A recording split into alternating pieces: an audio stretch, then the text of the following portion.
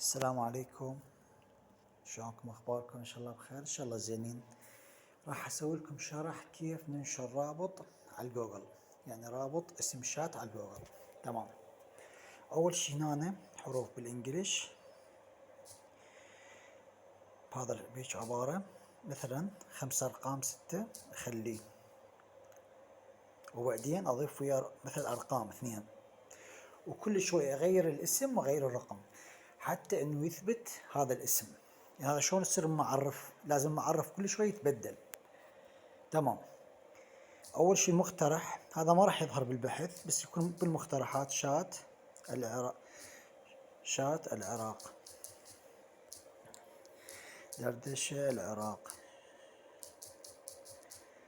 شات عراقي، دردشة عراقية، شات عراقنا، دردشة عراقيات، شات العراق. تمام. هسه راح نرجع على هذا راح يظهر بالبحث. اسم الصفحة العنوان راح يكون هو العنوان الرئيسي. تمام.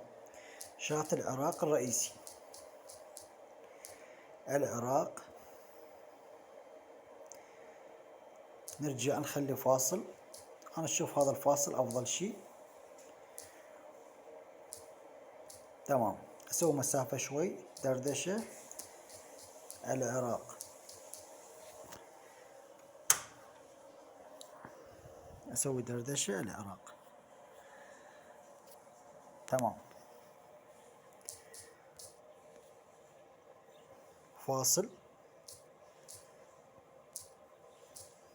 اكتب شات شباب وبنات مثل مجاني. تمام. هنا أنا وصف العنوان، يعني شنو هذا الوصف؟ هذا الوصف راح يكون هو الرئيسي، يعني يكون من يظهر الاسم يظهر جوا الوصف دائما، وصف الموقع. شنو نكتب هنا؟ اهلا وسهلا بكم في شات العراق، دردشة العراق. الوصف مقارب للاسم، شات عراقي، دردشة عراقية، شات العراق، دردشة العراق. هيج عبارة. شات بنات العراق، دردشة بنات العراق. تمام. هو يريد النوب يكون الوصف، اخليه النوب مثلا بمجال اكبر الوصف، بس انا ارسل لكم في شرح بسيط وسهل ويكون سريع، مو يكون يعني صعب واطول الشرح. فسويت لكم هذا الوصف سهل ان شاء الله. ايش راح اسوي هسه؟ انطي انشاء. خلاص هسه صار الصفحة جديدة، وهذا الرابط نسخته.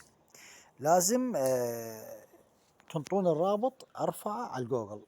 هذا اذا ما تنطون الرابط ما راح يرفع على الجوجل تلقائي، الا اني ارفع من يمي الرابط. انا ايش راح اسوي هنا؟ انا رافع الشات اسمه احرار العراق،